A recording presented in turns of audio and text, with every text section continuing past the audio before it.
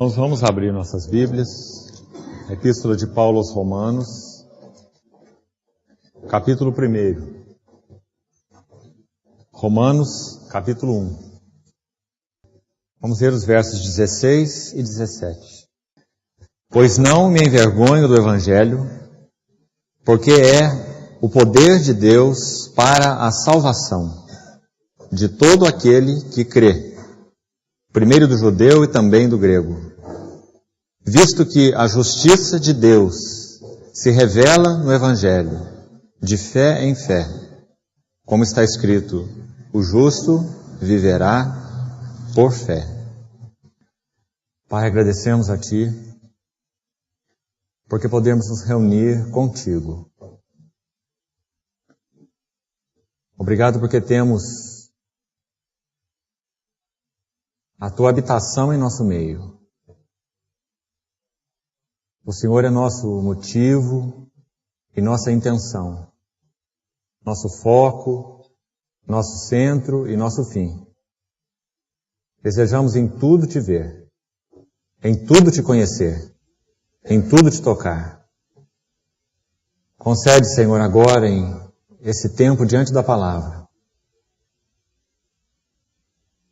a oportunidade de vermos Tua pessoa com mais clareza. Pedimos ao Senhor que tome em Tuas mãos a direção desse tempo e possa ministrar aos nossos corações, progredindo, Senhor, o Teu trabalhar em nós, fazendo-nos igreja gloriosa, moldada à imagem do Teu Filho, conforme Teu eterno propósito.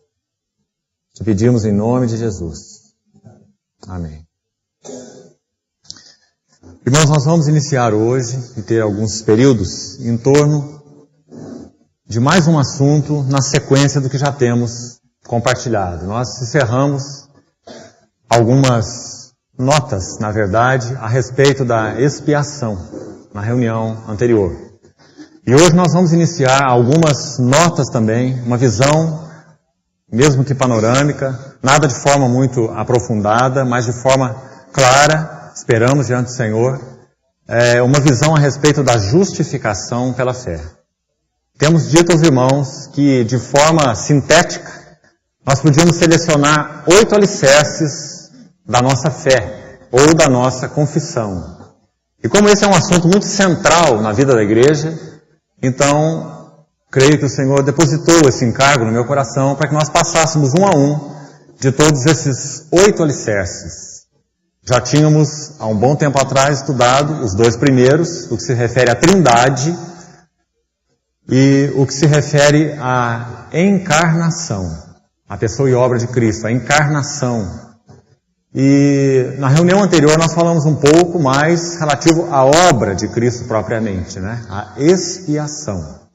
Então, nós terminamos esse terceiro item, esse terceiro alicerce. A Trindade, então, o primeiro, a encarnação, o segundo, e a expiação, a obra expiatória de Cristo. Terceiro alicerce. Hoje nós vamos começar a respeito do quarto grande alicerce, que seria a justificação pela fé. Irmãos, a nossa compreensão a respeito desse alicerce é tão fundamental quanto a nossa compreensão a respeito da natureza da própria igreja. Quando nós viemos a tocar mais na frente, finalzinho desse esboço todo que temos feito, quando estivermos mais no final abordando verdades relativas ao corpo de Cristo, que é a igreja, nós iremos ver, não só neste ponto, mas também nos outros que virão, a importância deste quarto alicerce, da nossa visão clara sobre a justificação pela fé. Os irmãos que estiveram aqui presentes na reunião anterior, nosso irmão Paulo abordou alguma coisa a respeito desse alicerce, na reunião passada. E ele lembrou uma frase a respeito de Martinho Lutero, de quem eu gostaria de colocar algumas notas importantes na reunião de hoje. Ele lembrou que Martinho Lutero disse que este era o alicerce fundamental da vida da igreja, a justificação pela fé. Tão fundamental que uma igreja permaneceria de pé ou cairia baseado exclusivamente neste alicerce, justificação pela fé. Então nós podemos dizer que esses que vêm antes e esses que vêm depois, eles como que trazem todo o peso a este quarto alicerce, justificação pela fé. É importantíssimo termos uma visão do Deus triuno, senão nem mesmo compreendemos a obra expiatória de Cristo. Não dá para compreender a obra expiatória de Cristo sem uma visão da triunidade de pessoas em Deus. Nós não podemos compreender a encarnação, então, da segunda pessoa da divindade, do Filho, sem, é claro, compreendermos que em Deus há três pessoas, embora haja uma única essência. Não três deuses, mas um Deus. E a segunda pessoa deste Deus, sendo Deus, se fez carne. O Verbo encarnado de Deus. A encarnação. Nós não podemos compreender a expiação, que seria o terceiro alicerce, sem essas visões anteriores, da Trindade e da encarnação. Quem foi aquele que realizou a expiação por nós? Por que ela é tão eficaz? Por que essa expiação é tão perfeita, como o livro de Hebreus diz? Por que ela foi feita uma vez por todas? Não precisa ser repetida, ano após ano, como eram aqueles sacrifícios do Velho Testamento. Por quê? Por causa da pessoa que realizou aquela expiação. Quem foi essa pessoa? A pessoa divina e humana de Cristo. Então os irmãos vejam que é uma corrente de elos. Uma verdade está amarrada à outra. Trindade, primeiro grande alicerce da igreja. Encarnação, o Verbo, o Filho, a segunda pessoa do Deus triuno, se fez carne e habitou entre nós. Segundo alicerce, encarnação. A terceira, esse Verbo, Filho encarnado, foi à cruz e realizou uma obra expiatória. Singular. Obra baseada na qual nós podemos ser recebidos por Deus e aceitos por Deus. A expiação é a base da justificação, que seria o quarto alicerce que nós vamos começar a estudar hoje. Uma corrente de elos. Não podem ser separados. E as verdades que vão se seguir da mesma forma. Depois nós vamos ver sobre a ressurreição de Cristo, quão sólido é esse alicerce das Escrituras. Cristo ressuscitou. Depois nós vamos ver Espírito Santo, corpo de Cristo, supremo propósito de Deus. Então, irmãos, hoje, apenas como uma introdução, nós vamos ver alguma coisa relacionada à pessoa de Lutero. E o que Deus fez usando de uma forma magnífica esse vaso chamado Martinho Lutero, para trazer, naquela época de tanto conflito, de tantas trevas, de tanta confusão teológica, uma visão clara a respeito da justificação pela fé. Irmãos, nós temos uma tendência muito natural de cultuar heróis. Essa é uma tendência do homem. O homem precisa do mito. Mas na vida cristã, nós não temos esse ímpeto natural do coração. Nós não cultuamos heróis. A única pessoa a quem cultuamos é o Deus feito carne, porque é o único digno de culto. Então nós não estamos cultuando Martinho Lutero. Ele era um pecador como nós. Mas o que Deus fez em Martinho Lutero, a obra da graça. Como ele forjou aquele vaso de uma forma muito especial, nós vamos ver, para que essa verdade da justificação pela fé se tornasse clara nos seus pontos essenciais. Irmãos, algumas pessoas pregaram verdades importantes por todo o tempo da história da igreja. Muitas verdades importantes. Mas reparem os irmãos que se interessam por história da igreja e têm estudado esse assunto. Percebam os irmãos que em alguns momentos Deus une de uma forma muito impressionante uma verdade, vamos chamar de teológica, uma verdade essencial, uma verdade de alicerce, que Ele quer trazer à luz. Ele une de uma forma muito impressionante as vidas de alguns homens. De tal forma que aqueles homens não se tornam apenas anunciadores daquela verdade. Não apenas pregadores, como que vamos dizer de segunda mão. Mas esses homens se tornam eles mesmos uma expressão daquela verdade viva. Isso é muito impressionante em alguns homens. Não em todos, em alguns homens. Por exemplo, o apóstolo Paulo foi um desses. Quando os irmãos leem a Bíblia, estudam a história de Paulo, os irmãos podem ver claramente que Deus ali estava conquistando não apenas um pregador para si. Muito antes disso. Deus estava conquistando um vaso para si. E naquele vaso, ele iria refletir aquelas verdades que então seriam pregadas com tanto poder. E todas as vezes que Deus faz isso, irmãos, uma obra diferenciada é produzida. Porque, irmãos, nós cremos que há poder no simples anúncio da palavra de Deus. A palavra de Deus tem poder por si mesma. A palavra de Deus, ela tem poder nela mesma. Ela é viva e ela é eficaz. Mas em todos os momentos que Deus une de uma forma, vamos chamar de singular, a verdade, a visão, a palavra, de uma forma muito intrínseca, a pessoa que a anuncia, aquela verdade é proclamada de uma forma muito mais poderosa, muito mais efetiva. Isso aconteceu, por exemplo, com Paulo. Lembra que quando Paulo caiu naquela estrada de Damasco, ficou cego, ele é levado até Ananias para ser batizado. Lembra que o Senhor fala para Ananias, quando Paulo estava sendo conduzido para lá? Ananias, de certa forma, ficou com medo de receber ali o Saulo de Tarso, que era o grande perseguidor dos cristãos, não é? Ele mesmo levava cartas das autoridades para aprisionar, torturar e até matar cristãos da cidade de Damasco. Ele estava naquele caminho, quando ele foi derrubado naquela estrada. Ele ouviu aquela voz, Saulo, Saulo, por que me persegues? Ele viu então que aquele Senhor, Jeová, que falava com ele, era o próprio Jesus, porque ele assim se anunciou a ele. Eu sou Jesus, a quem tu persegues. Os irmãos vejam que aquele homem fica cego 3 dias, e depois ele é levado a Ananias. Mas o Senhor prepara Ananias para receber Paulo. O Senhor fala com Ananias também, antes que Paulo chegue lá, na sua casa.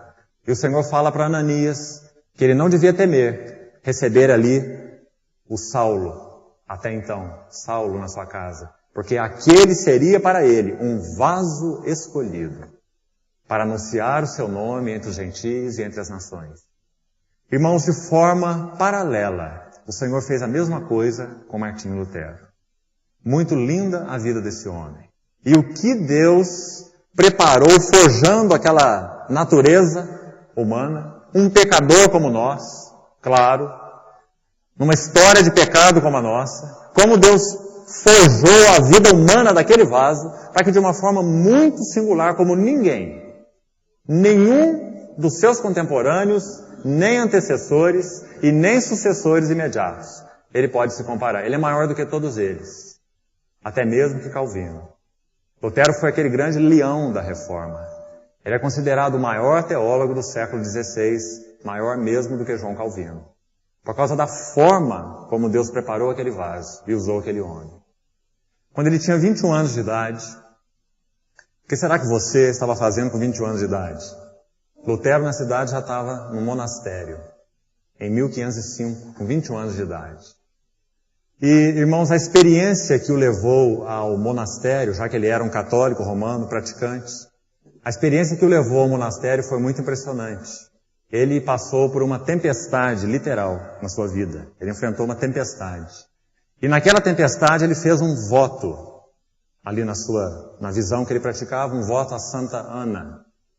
E na sua biografia posterior fica claro que naquela tempestade terrível que ele passou, o seu grande medo não era a morte, mas era o seu despreparo diante da morte. Quando você estuda a sua biografia, tantas biografias há de Lutero, tanto comentário dele a respeito da história da igreja, você vê de forma clara que o medo de Lutero não era a morte, mas era o seu despreparo diante da morte. Então, quando ele passou por aquela tempestade, aos 21 anos de idade, ele faz um voto de que ele então iria para o monastério. E ele foi para o monastério com essa finalidade, de se preparar para a morte. Em outras palavras, se fazer aceitável à vista de Deus. Percebam essa frase, irmãos. Se fazer aceitável à vista de Deus. Porque ele foi uma pessoa educada religiosamente, tinha uma visão de um Deus pessoal santo, de um Deus pessoal justo, justíssimo, santíssimo, diante do qual todas as almas compareceriam. E aos 21 anos, Lutero já se atormentava com essa situação. Então, quando ele passou por essa tempestade, fez esse voto, foi ao monastério, Deus usou aquela tempestade literal na vida de Lutero para que mostrasse a ele, então, o seu despreparo diante da morte, aos 21 anos de idade. Uma idade em que a grande esmagadora maioria das pessoas, nem ao menos está pensando em morte. Que dirá em se preparar para a morte. Então, aos 21 anos de idade, Lutero vai para o monastério. Irmão, segundo ele próprio diz, nas suas citações autobiográficas, quanto mais naquele monastério ele se dedicava a tornar Deus satisfeito com ele, mais ele se deprimia. Havia pelo menos duas características que Deus forjou na vida daquele homem, já que o Salmo 139 nos diz que todos os nossos dias estão escritos no livro do Senhor. Aquele salmo diz que no ventre da nossa mãe foram tecidos os nossos ossos. E o Senhor é quem zelou e quem trabalhou naquela nossa substância ainda informe, como diz aquele salmo. Então, irmãos, quando nós olhamos para a vida dele, assim como de muitos outros homens de Deus, nós vemos esse trabalhar maravilhoso. Lutero chegou a um conhecimento de Deus mais tarde, lá com seus 20 e poucos anos. Mas Deus já conhecia Lutero antes da fundação do mundo. Então ele preparou aquele vaso com características naturais, inclusive, muito significativas. Duas delas eram muito impressionantes e evidentes na sua vida já aos 21 anos de idade. A primeira delas, uma consciência extremamente sensível. Como eu disse aos irmãos, aos 21 anos de idade, as pessoas não se importam com nada, senão com a sua própria vida e com os prazeres da sua vida. Lutero já se preocupava com a sua morte e com o seu encontro com Deus, aos 21 anos de idade. Uma consciência extremamente sensível, forjada ali pelo trabalhar da graça de Deus. Embora ele ainda não conhecesse a Deus, Deus já o conhecia. Essa era a primeira marca impressionante da vida de Lutero, a sensibilidade da sua consciência. Alguns de seus biógrafos dizem que ele era por isso tendente à depressão. Ele teve surtos de depressão várias vezes em sua vida. A segunda característica que o Senhor forjou naquele vaso era a sua tremenda austeridade e disciplina. Como eu disse, aos 21 anos de idade, nenhum jovem se preocupa com outra coisa senão viver a sua vida. Lutero, com essa idade, já estava martirizando e impondo flagelos ao seu corpo para se purificar, para se tornar aceitável e agradável a Deus. Ele foi para aquela cela de mosteiro, com 21 anos, vivendo uma vida então de jejuns, de austeridade com o próprio corpo. Mais tarde ele diz na sua biografia que ele reconhece que os seus jejuns prolongados e o seu extremo ascetismo, sua austeridade com seu próprio corpo, geraram na sua vida danos permanentes, uma fraqueza física permanente.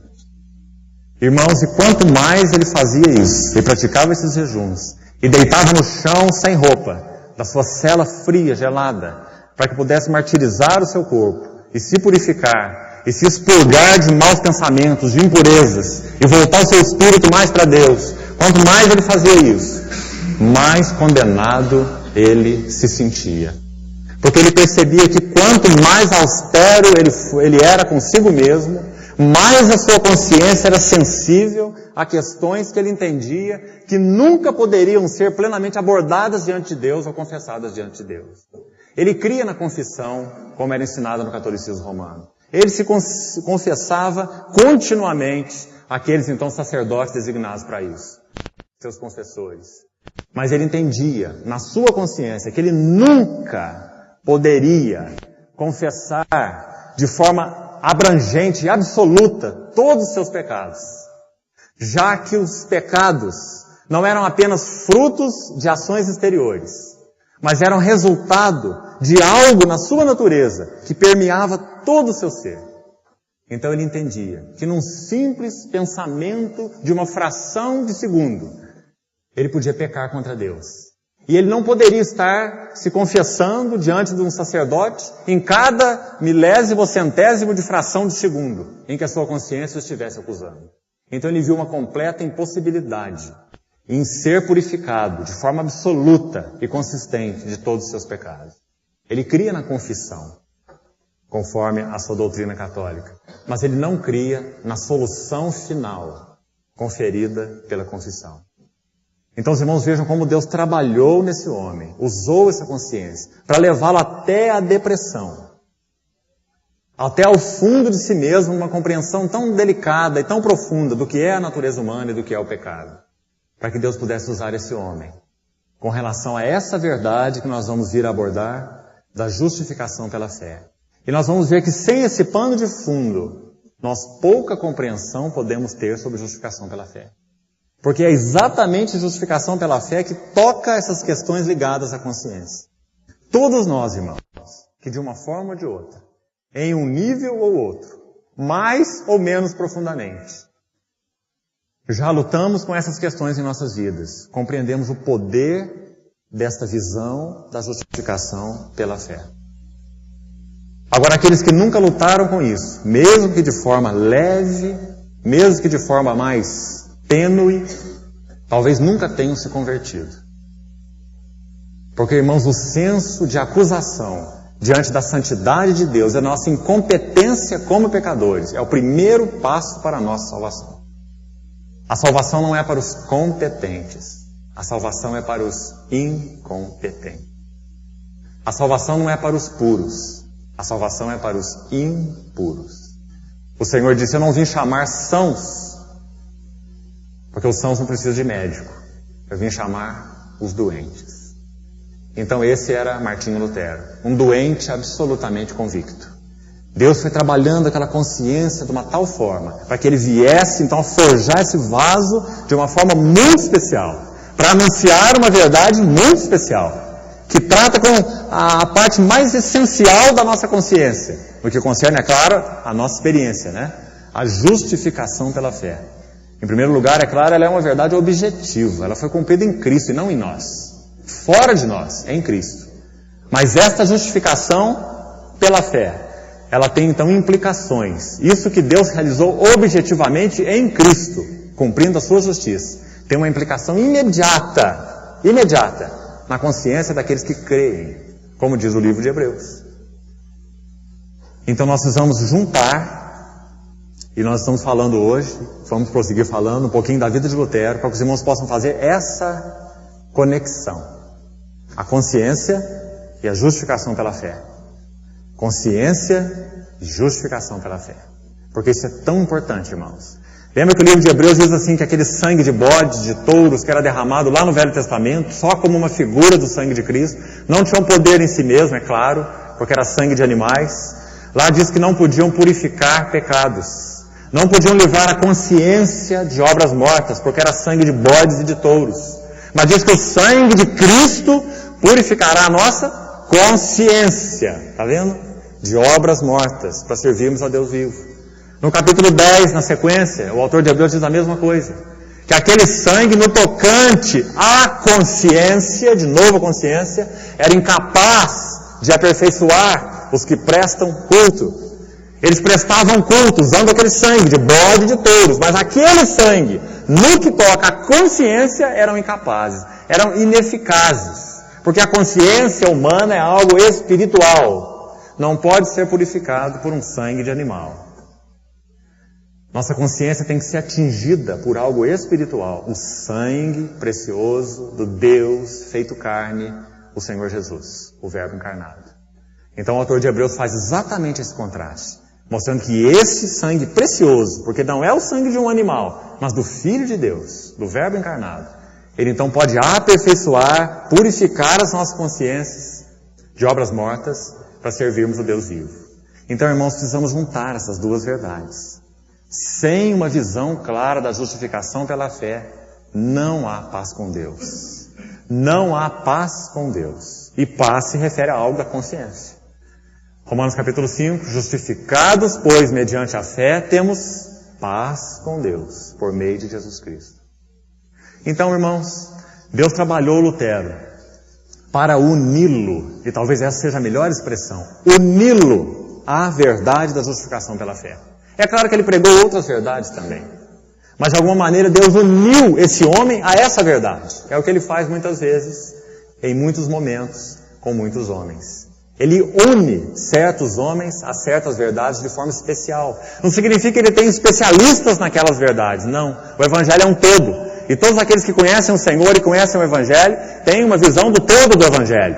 Mas de forma especial, Deus une certos homens a certas verdades. Por exemplo, se você lê a literatura de J.S. Penn Lewis, você vê que Deus uniu essa pessoa à verdade da cruz.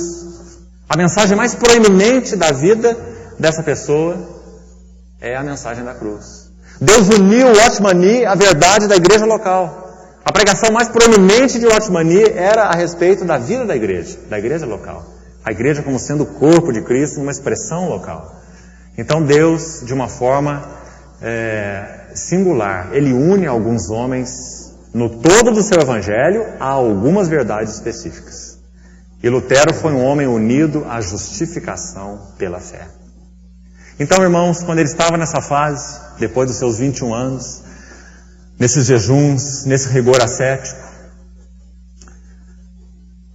quanto mais ele procurava ser aceitável diante de Deus, mais condenado ele se sentia. Porque ele percebia que o pecado permeava a sua natureza humana. Não era apenas questões de pensamentos, não era muito menos questões de atos exteriores. Era uma questão de permear a sua natureza. Deus trabalhou a natureza de Lutero, pela graça, para que ele pudesse compreender de forma sensível a verdade da pecaminosidade humana. Não sei se os irmãos sabem, antes daquelas famosas 95 teses que ele pregou contra as indulgências e gerou todo aquele conflito e pregou na porta daquele castelo, antes das 95 ele escreveu 97 teses, primeiro, antes das 95. E aquelas 97 teses anteriores às 95, elas têm a ver exatamente com a pecaminosidade humana. 97 teses sobre a pecaminosidade humana, onde ele mostra que o homem não tem, em hipótese alguma, um livre-arbítrio, que o livre-arbítrio se tornou um escravo do pecado. E em todas as escolhas morais que o homem faz, ele é então movido pelo seu orgulho. E em toda virtude moral, usando as suas palavras, em toda virtude moral há ou orgulho ou tristeza. Ou orgulho porque achamos que podemos praticar algo interessante a Deus, ou tristeza porque vemos que não podemos praticá-lo. Então ele diz que em toda virtude moral há orgulho ou tristeza. E nessas iniciais 97 teses, ele vai fundo nas questões da pecaminosidade humana. Irmãos, é muito interessante como Deus faz as coisas. Essas suas primeiras 97 teses, falando sobre o pecado humano, diante de um sistema todo montado na justificação pelas obras, como era o sistema no qual ele praticava a sua religião. Essas 97 teses sobre a pecaminosidade humana não provocaram tanto furor. Elas foram debatidas mais no meio dos escolásticos. Mas essas 95 teses posteriores, contra as indulgências, que era então o perdão vendido, o perdão vendido com autorização do Papa. Ele publicou então 95 teses contra essas indulgências. E quando esse assunto foi tocado, das indulgências, então aquilo revolucionou o sistema católico romano na época. Mas nessa época, a visão de Lutero já estava mais amadurecida. Gostaria de passar um pouquinho sobre o processo do que Deus fez na vida dele, para que nós possamos ter um panorama claro dessa justificação pela fé, ainda um pouquinho mais. Irmãos, quando ele entrou então nesse monastério, ele começou a entrar naquelas crises de consciência, ficando praticamente louco, atormentado. E ele procurou um superior seu da sua ordem, que era agostiniana. E esse seu superior achou que ele estava mesmo em perigo de enlouquecer com essas crises de consciência. E talvez ele tenha achado que o melhor para Lutero era se envolver com a parte acadêmica e pastoral da teologia. Então esse seu superior disse, olha, estuda a Bíblia, estuda as Escrituras. E o convidou Lutero para dar aula na universidade de Wittenberg. E mais uma vez, Deus estava através desse seu superior, dando um passo importante na vida de Lutero e no preparo desse vaso para o Senhor. Porque, irmãos, por incrível que pareça, os monges não eram devotados à palavra. Os monges eram devotados àquela vida de reclusão, de contemplação e de oração.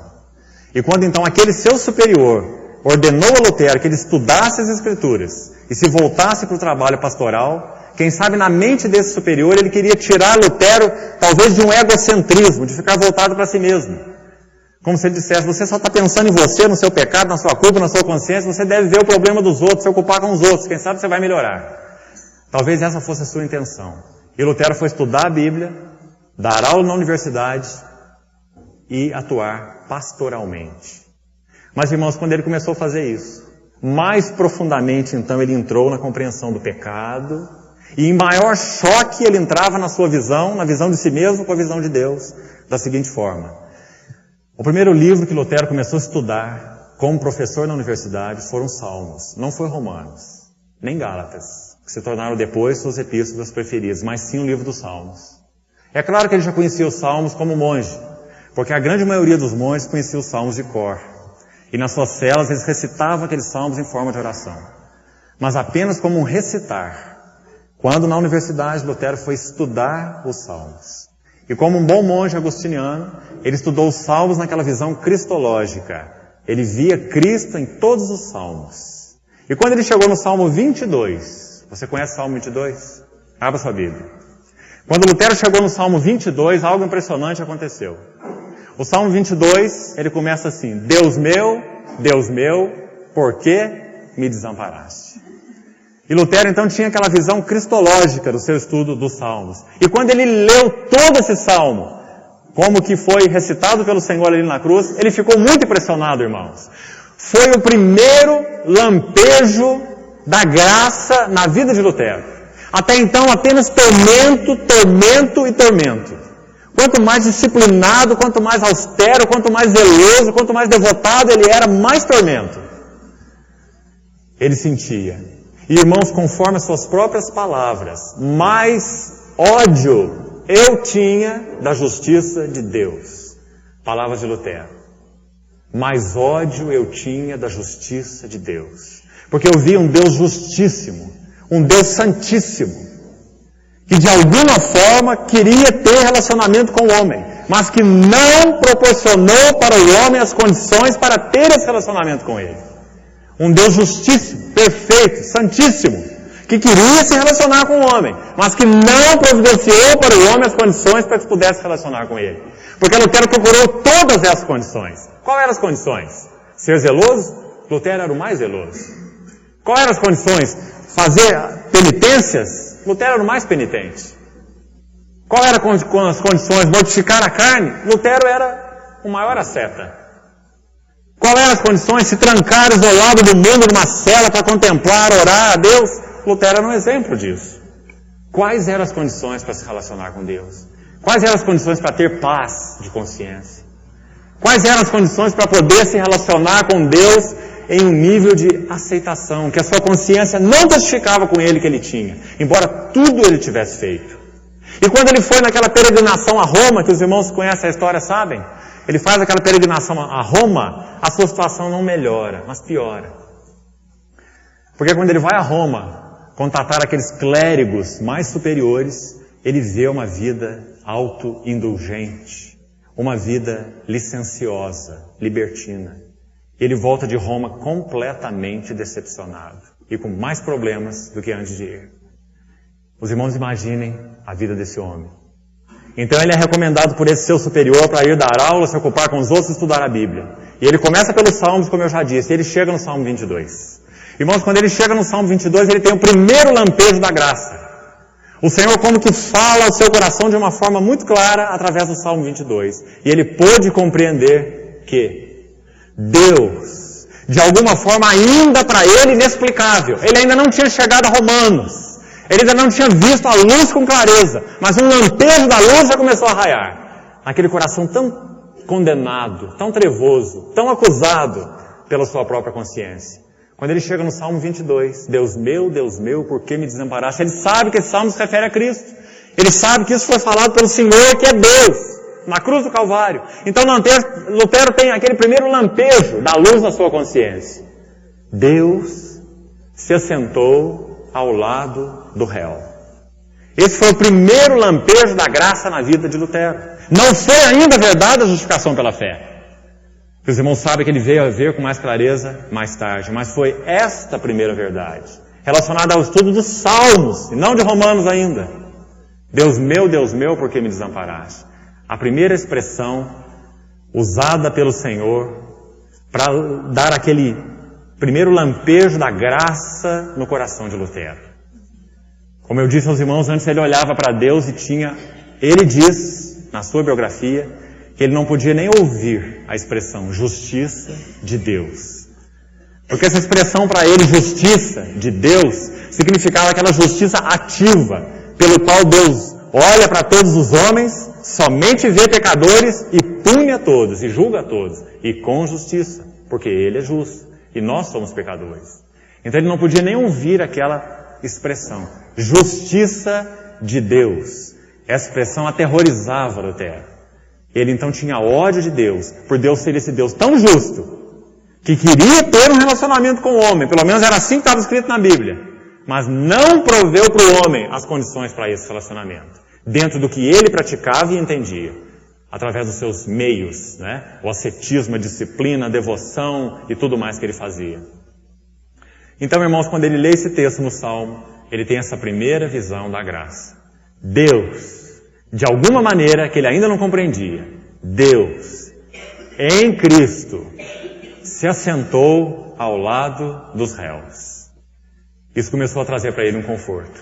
Agora não era apenas a justiça de Deus, aquele Deus lá, Deus justo, condenando o pecador culpado, mas através do Salmo 22, um salmo maravilhoso, o Salmo da Cruz. Se você não conhece, leia esse salmo todo, para você ver.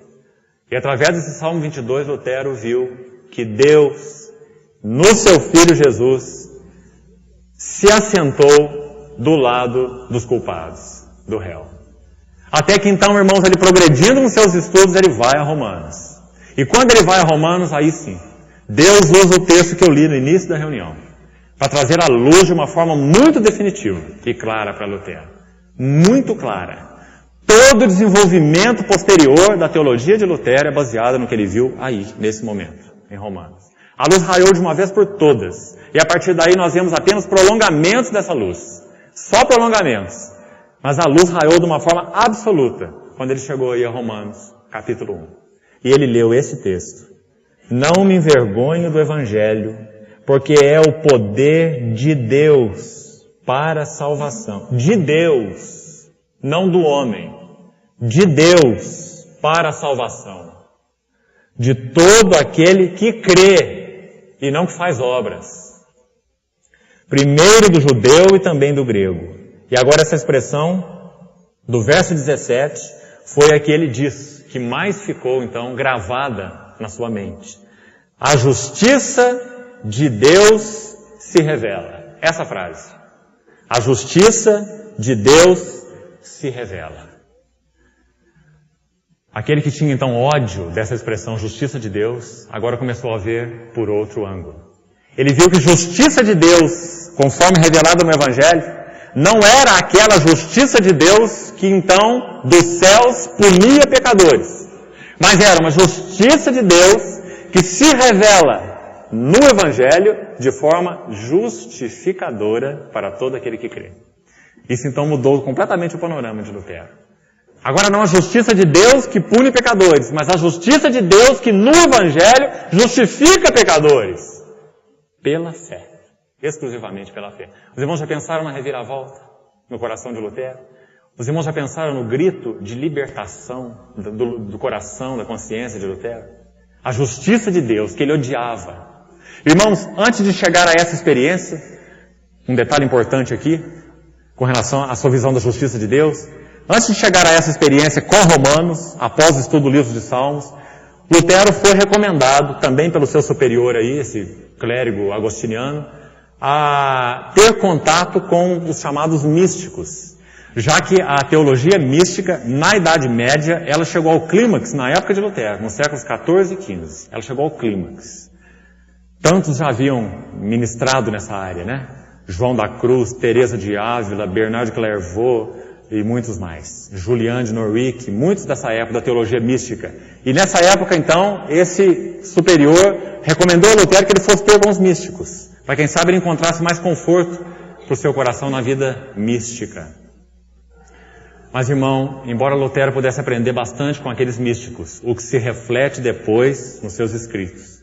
Um homem que compreendia bem essa vida de união com Deus e, sem dúvida, ganhou isso desses irmãos, desses chamados místicos. Mas ele não encontrou nenhum conforto no que esses místicos pregavam. Porque o misticismo daquela época era como você estar no ar, sem nenhuma base debaixo de si mesmo. Os místicos diziam que você não precisa se importar muito com a justificação. Você não precisa se preocupar muito com esse assunto de Deus te aceitar. Você deve se entregar completamente a Deus. Se entregar ao amor de Deus. Eram as palavras que os místicos mais usavam. Como uma gota no oceano, você deve se perder em Deus. Se perder no amor de Deus. Madame Guyon usa muito essas frases. Então Lutero viu que não havia consistência nisso. Não havia algo realmente sólido nessa teologia mística que pudesse trazer paz para a sua consciência.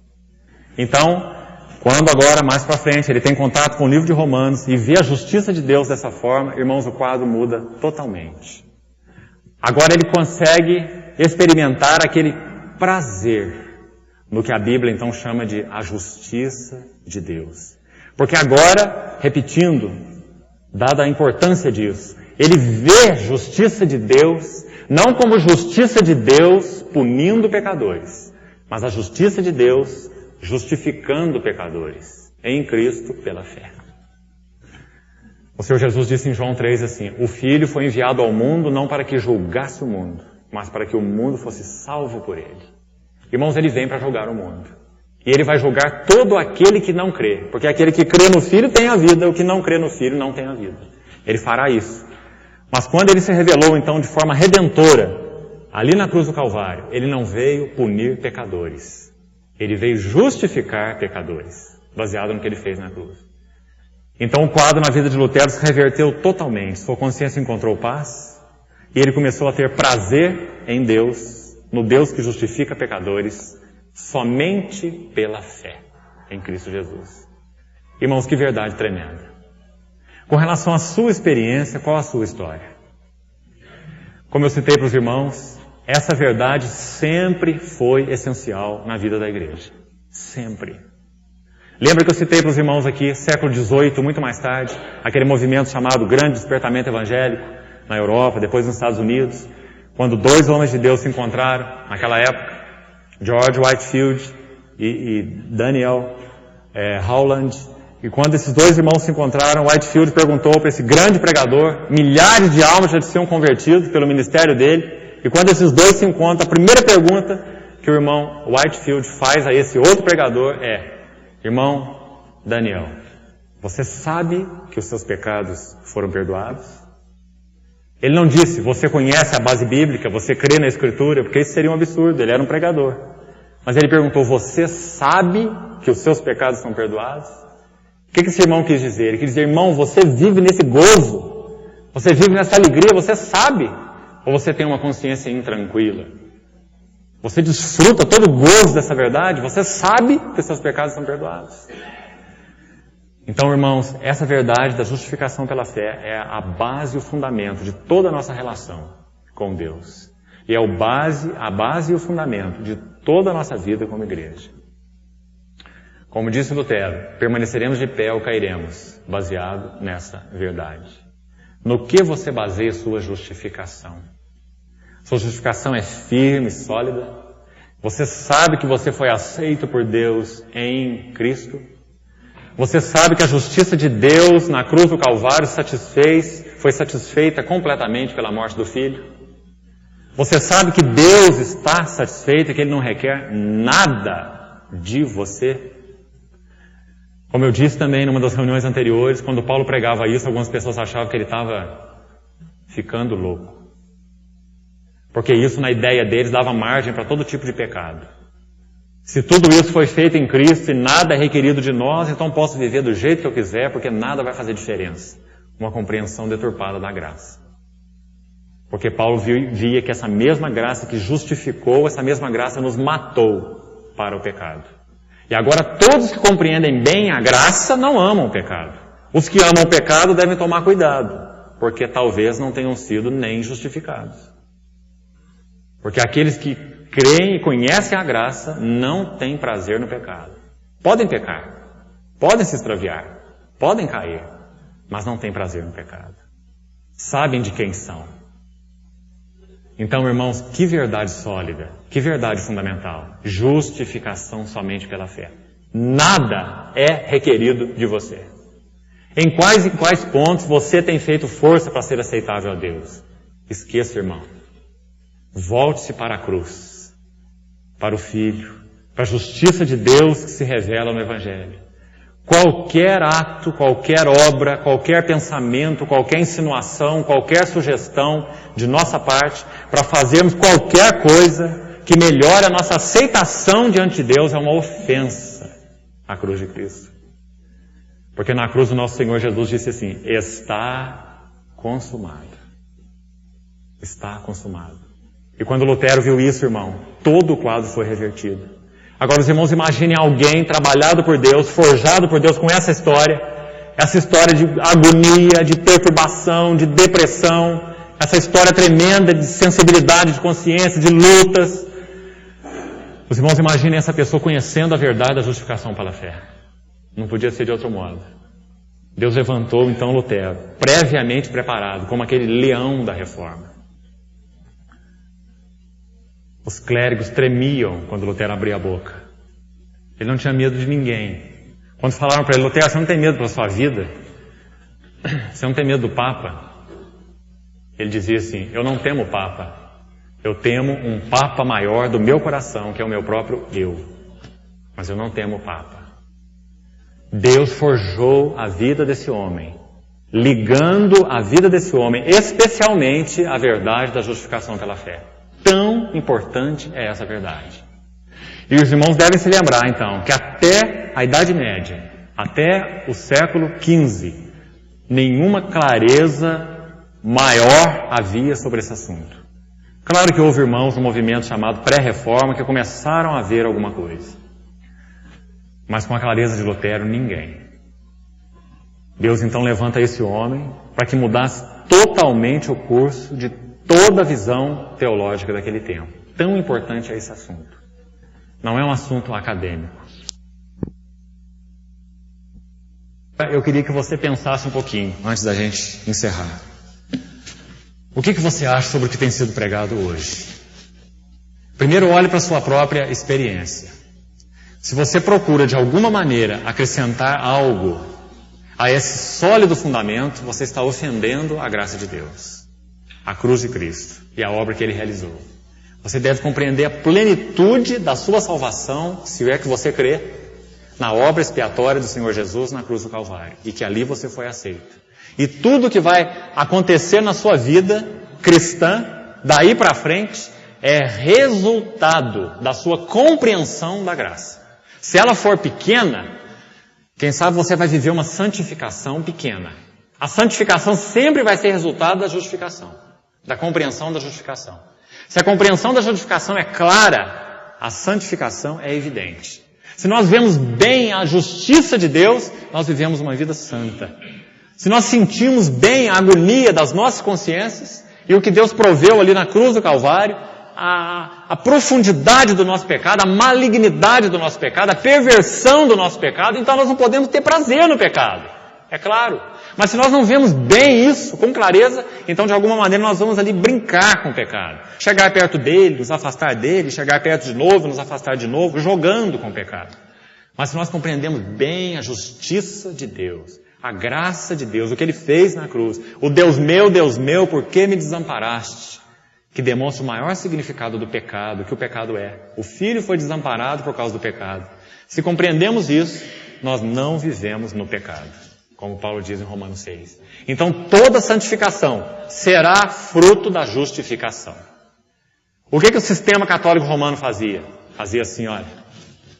Você deve viver uma vida se santificando, santificando, santificando. E eles vão providenciando os meios. As relíquias dos santos, o culto dos mortos, a intercessão de não sei mais quem, compra de indulgência, muitos meios para você obter graça, mais graça, mais graça, até que no final você talvez possa ser justificado. Talvez. Mas o Evangelho, irmãos, ele faz assim. Primeiro você é justificado. E não depende de nada que você é, nem nada que você fez. Porque você é um incompetente. Você foi justificado pela graça de Deus em Cristo. E agora todo o resultado da sua justificação vai evidenciar isso. Você vai expressar isso através do amor, através do serviço, através da paz, através da alegria, através do seu domínio próprio, fruto da justificação, que se chama santificação. Então o sistema católico romano inverteu. Isso colocou então o Evangelho de lado. Aquilo não é Evangelho. Porque só há um Evangelho. Somos justificados pela graça por meio da fé em Cristo Jesus. Isso ou nada. Isso ou morte eterna. Então, irmãos, esse é um sólido e profundo fundamento baseado no qual a igreja está em pé ou cai.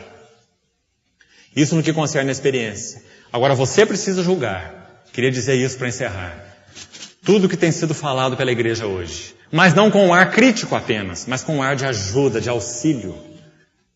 Porque há tantos irmãos nossos, em tantos lugares, que não têm essa compreensão clara. E por isso suas consciências estão acusadas. Estão distraídas, quem sabe. Estão, quem sabe, providenciando meios para encontrar essa paz com Deus. Tantas pessoas que ainda nem têm o Senhor, estão fora da aliança de Deus, como Paulo diz, sem esperança, sem Deus no mundo. Estão se debatendo com a questão do pecado dentro de si mesmo. Como você vai ajudar essas pessoas? Você vai falar para elas, vamos para a igreja, para lá você ouvir a palavra? Irmãos, não é uma maneira correta de pregar o Evangelho. Você pode chamar quantas pessoas você quiser para vir aqui ouvir a palavra. Isso é muito bom. É uma excelente obra que você faz. Mas você é um justificado pela fé. E se você não for capaz de pregar isso para outro, é algo, então, deficiente. Aquém do que Deus deseja. Você foi justificado pela fé. Então pregue isso para outros. Lembra que eu citei para os irmãos há pouco tempo uma pergunta que uma certa pessoa me fez, de uma forma que até hoje não ouvi ninguém fazer? Me contar a sua história mais ou menos como a do Lutero. A sua perturbação em tentar fazer o bem para os outros, servir aqui, servir ali, o melhor que pode, tudo que pode, e se sentir que não era o suficiente. Lembra que eu contei aos irmãos? Quanto mais ele fazia, menos ele sentia que era suficiente. Suficiente para ser aceitável. Suficiente para saber que Deus o está olhando de forma aceitável. Quanto mais faz, menos se tem suficiência. Então essa pessoa perguntou assim para mim, o que eu faço para ser salvo? Que pergunta, irmão. Que pena que as pessoas hoje não têm perguntado mais isso. Né? Hoje elas perguntam assim, o que eu faço para ter mais poder? O que eu faço para acabar com isso ou aquilo na minha vida? O que eu faço para essa situação ou para outra melhorar? Mas essa pessoa perguntou, o que eu faço para ser salvo? Então, irmãos, nós que fomos justificados pela fé, como diz a palavra, nós somos embaixadores de Deus por meio de Cristo. É isso que você deve pregar. É isso que você deve anunciar. Mas se você não estiver claro, se você não estiver orando sobre isso, para que Deus coloque esse alicerce lá no mais profundo do teu ser, para que Ele possa despir você de toda a obra, para que você saiba que você não contribuiu com nada para a justificação. Só com pecado. Sem pecado não ia precisar de justificação. Né? Nossa única contribuição foi o pecado. Nós entramos com o pecado e Deus entrou com a graça. Ele nos justificou pela graça através da fé. Não é justificado pela fé. Porque senão você vai achar que a fé é que justifica. A frase é melhor enunciada da seguinte forma. Somos justificados somente pela graça através da fé. Porque a fé não é nada sem a graça. Fé no quê? Nós somos justificados somente pela graça de Deus em Cristo. Graça, Ele fez tudo, graça, por meio da fé. Nós cremos na graça que nos justifica. É em Cristo. Então, irmãos, que tremendo alicerce. Na próxima reunião nós vamos entrar um pouquinho no livro de Romanos e procurar descobrir, tirar a areia de cima desse alicerce e olhá-lo bem. Então os irmãos vão meditando a respeito disso. Nós só podemos compreender bem a beleza desse alicerce, justificação pela fé, quando nós vemos esse outro lado aqui, ó. O pecado na minha consciência. O que o pecado significa? E é assim que o livro de Romanos começa. Ele não começa a justificação pela fé. Ele começa com pecado. Todos pecaram e carecem da glória de Deus. Não há vantagem para o judeu nenhuma por ser povo da aliança de Deus. É pecador como qualquer outro. Todos pecaram. São maus. Desconheceram o caminho da paz. O sepulcro, a garganta deles é um sepulcro aberto. O seu caminho não é um caminho de paz. Né? Todos pecaram. Mas a justiça de Deus se revela no Evangelho. Deus propôs em Cristo justificação. Então, irmãos, quanto mais profundamente nós vejamos o pecado, mais profundamente nós veremos a justificação. E quanto mais isso acontecer, mais nós viveremos de forma agradável a Deus. Por consequência. Não para ser justificados, mas porque já fomos justificados. Viveremos nossa vida tributando glórias ao Salvador. Adorando o Salvador. Lembra lá no livro do Apocalipse, quando o Senhor Jesus arrebatar a sua igreja para aquelas bodas? Nenhum tipo de cântico vai ser ouvido lá, senão o cântico que exalta essa salvação tremenda pela graça através da fé. Digno és, porque foste morto, com o teu sangue, não é com minhas obras, é com teu sangue, compraste para Deus que procede de toda tribo, língua, povo e nação. Né? Então, irmãos, esse é o cântico da redenção, é o cântico da graça, é o cântico da salvação. Se nós não estivermos fundamentados nisso, nada em nossa vida poderá ser agradável a Deus. Tudo que nós fizermos terá um peso desfavorável em nossa consciência. Porque nós estaremos tentando acrescentar algo a algo que não precisa de acréscimo nenhum, que é a cruz de Cristo, a eficácia da redenção. Irmão, medite sobre isso, ore sobre isso. Se você já fez a sua profissão de fé em Cristo, já se batizou, não muda nada. Ora sobre isso. Fala, Senhor, eu creio nisso, eu sei que já sou teu, mas aprofunda isso em mim. Aprofunda. Aprofunda essa verdade em mim. Não há mérito, não há mérito, não há mérito, não há contribuição minha. Nada, só pecado. Meu só o pecado, tua a graça. Que o Senhor aprofunde isso, irmão, na sua vida. Amém. Pai, muito obrigado pelo que o Senhor fez em Cristo na cruz. Ó Pai, como agradecemos porque o Senhor realmente se assentou ao lado do réu, ao nosso lado. Muito obrigado porque na cruz, Tu, ó Filho, fostes desamparado. Aquele que não conheceu o pecado, Deus o fez pecado por nós, para que nele fôssemos feitos justiça de Deus. Muito obrigado, Senhor, porque podemos desfrutar paz, porque a justiça de Deus foi cumprida em Cristo Jesus. Ó Senhor, dá-nos por revelação uma compreensão e um entendimento mais profundo, Senhor, da Tua graça consumada na cruz do Calvário. Que a nossa vida reflita isso, Senhor, em paz, alegria, amor, serviço, adoração, louvor. Nós te pedimos, Pai. Nós queremos ser adoradores do Cordeiro, que foi morto e que vive pelos séculos dos séculos. Muito obrigado por tão grande salvação. Senhor, usa a Tua palavra nesses dias para que nós vejamos com mais clareza esse grande alicerce, Senhor, esse grande fundamento, e que nós possamos proclamá-lo com vigor nesse mundo perdido, proclamá-lo com clareza, que o Senhor amou o mundo e agiu de forma justa na cruz, punindo o pecado na vida do Teu Filho e nos salvando, Senhor, para contigo, nos colocando num relacionamento adequado para contigo. Ajuda-nos a ser porta-vozes dessa verdade viva, encarnada em nossas vidas. Nós te pedimos, Pai, em nome de Jesus. Amém.